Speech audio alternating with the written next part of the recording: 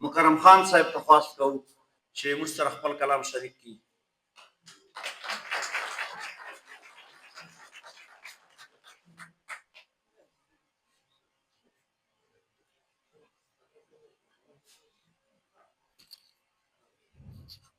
بسم الله الرحمن الرحیم.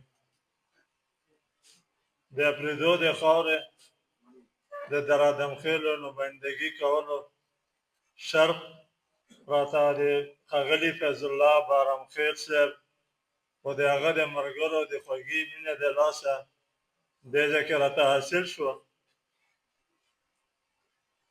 نن چې څومره د موږ طبیعت خوشحاله او دا محفل چې ګورم نو د خپلو پروګرامونو نه مو ولا چې زړه تور شوه. خو دا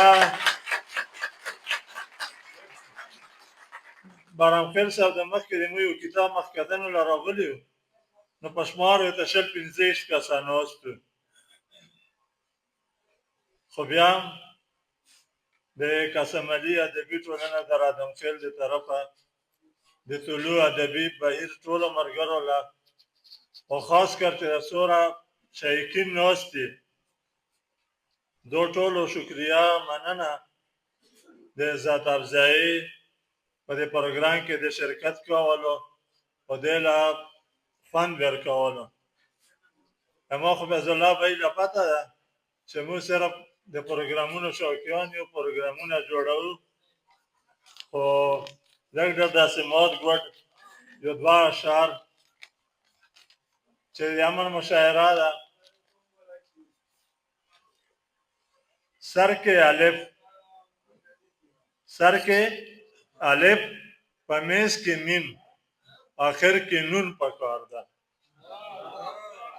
سر کې الف په میز کې میم آخر کې نون پکار ده. مونږ